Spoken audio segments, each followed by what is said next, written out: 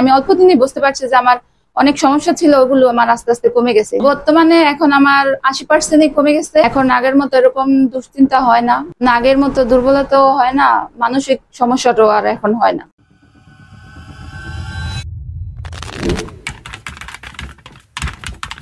আসসালামু আলাইকুম। আমরা এখন শুনবো রোগীর কাছ থেকে উনি আসলে আমাদের কাছে আসার আগে কেমন ছিল আর এখন কেমন আছে। আমাদের এখানে ট্রিটমেন্টের জন্য কবে আসছিলেন?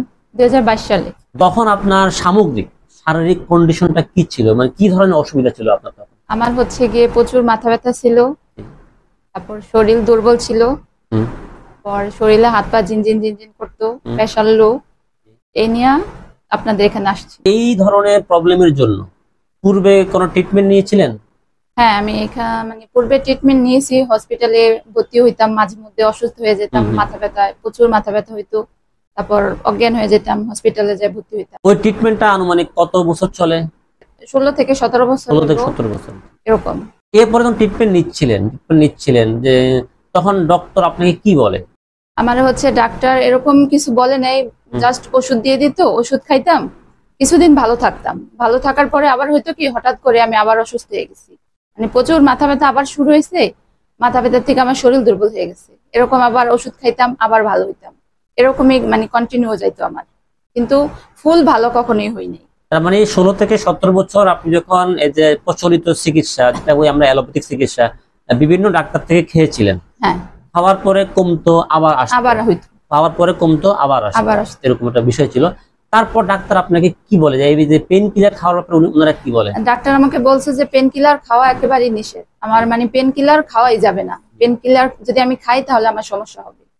এটা আমাকে ডাক্তার বলেছে যে আমার কিডনিতে সমস্যা হইতে পারে, মেজর কোনো সমস্যা হইতে পারে, এজন্য আমি পেন কিলার অফ করে দিয়েছি। অফ করে দেন। কিন্তু আপনার মাথা ব্যথার যে সিরিয়াস ছিল তখন তো ব্যথা নাশক না খেলে তো আপনার যখন ব্যথা হইতো তখন আমি পেন কিলার খাইতাম, খাইলে কি কিছু সময়ের জন্য কমতো, আবার এক সপ্তাহ পর বা আবার 10 দিন পর এরকম আবার হইতো, হওয়ার পরে তখন আবার একটা ব্যথার ওষুধ খাইতাম, খাওয়ার পরে একটু কমতো, এরকম মানে বছরের পর বছর চলতেছিল। মাথা ব্যথার সাথে আপনার আরেকটা সমস্যা কি ছিল জানো? মাথা ব্যথার সাথে হচ্ছে আমার শরীর দুর্বল হইতো, তারপর হাত পা ঝিনঝিন করতো, এরকম। তাহলে আমাদের চিকিৎসা নেওয়ার পর থেকে কি অবস্থা, মানে ওষুধ খাওয়ার পরে আপনার আরোগ্যটা কিভাবে শুরু হয় বা কতদিনের মধ্যে মোটামুটি আপনি ভালো বোধ করা শুরু করলেন সর্বদিক থেকে?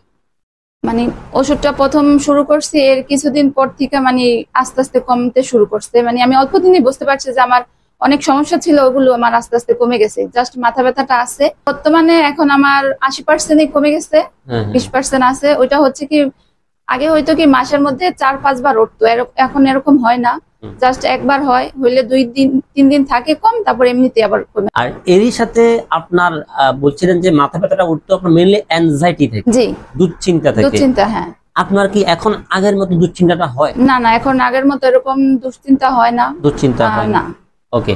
এবং আগের মতো কি দুর্বলতা হয়?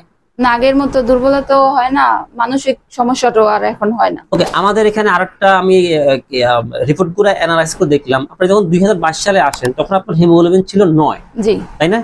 আর 2024 সালে হিমোগ্লোবিন এখানে আছে 11, 11.5। জি, ওকে। আমাদের নরমাল ফিমেলদের, অ্যাডাল্ট ফিমেলদের থাকে 13 সামথিং।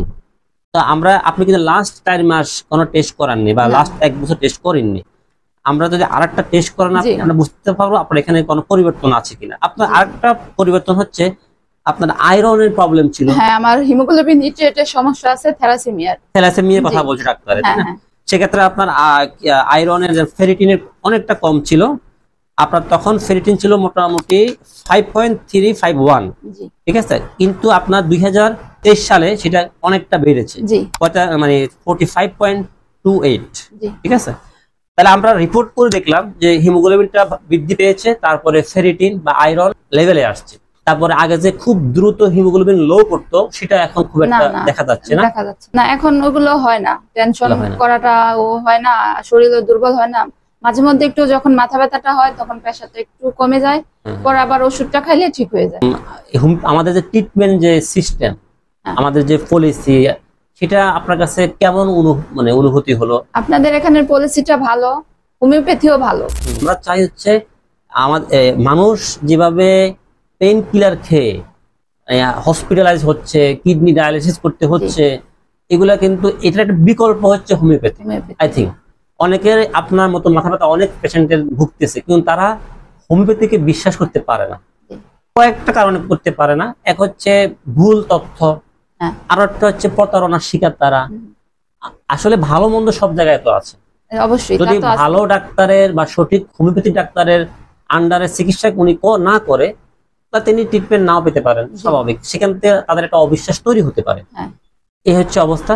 যাই হোক, আমরা চাই আমাদের মানুষগুলো, আমাদের জনগণ, তারা যেন উপকৃত হয় এবং মানুষের মধ্যে বিশ্বাসটা জন্মগ্রহণ করুক যে হোমিওপ্যাথি খাইলেই হোমিওপ্যাথি হয় না।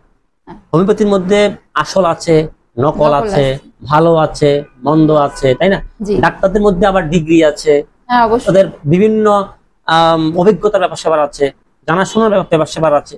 তাই পথে ঘাটে যে কোনো জায়গা থেকে, ফেসবুকে, অনলাইনে ওষুধ খেলেই কিন্তু সেটাতে হোমিওপ্যাথি হয়ে যায়, তা কিন্তু বলাটা মুশকিল। এই জন্য আমার উপরও ভালো ডাক্তার আছেন, আবার ভালোর উপর ভালো আছেন।